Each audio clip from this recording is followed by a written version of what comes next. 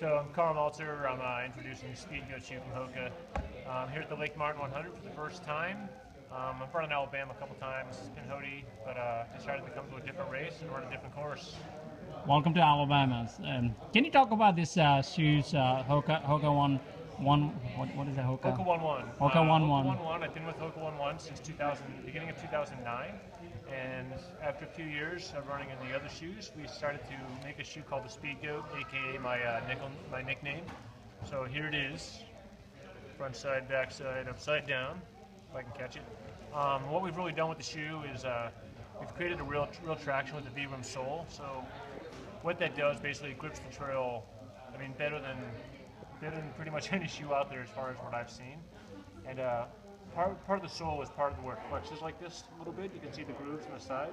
What that does is help the shoe kind of grab the trail.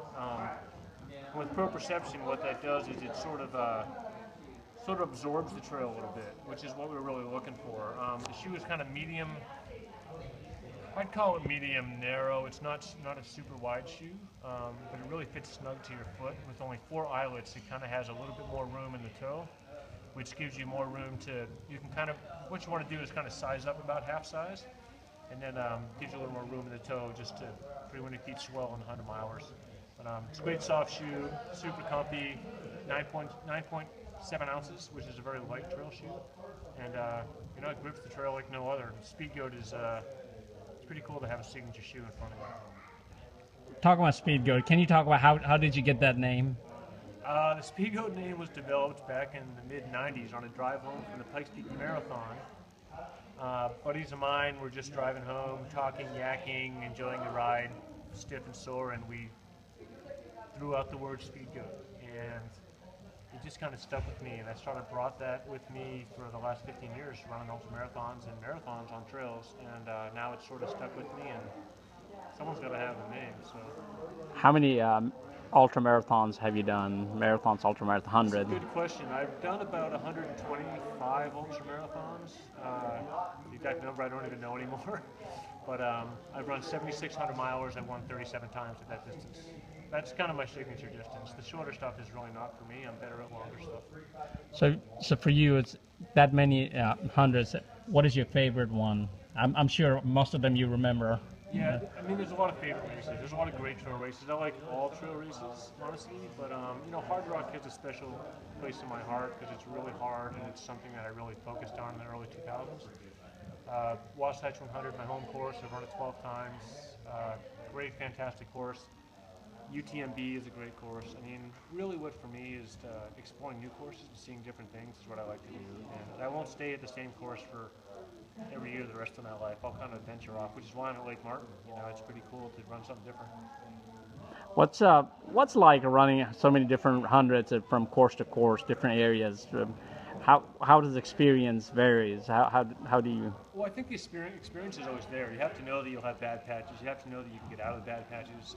When you go to different places, like whether it's Lake Martin or the Grindstone 100 or UTMB or Hard Rock or any of those places, you have to accept adversity and challenge. Things are different all the time.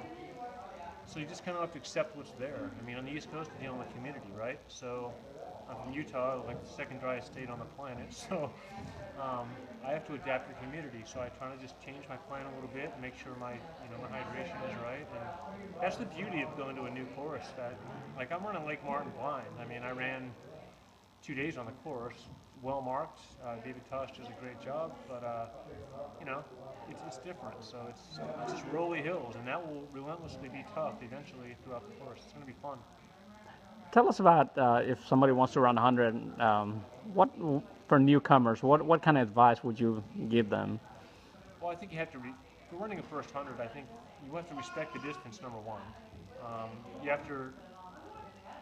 It's easy to say don't be intimidated by the distance, but your first time, yeah, we're all intimidated by it, right? But at the same time, if you've been training well and things are going well, the whole key to it is sticking with, just keep eating.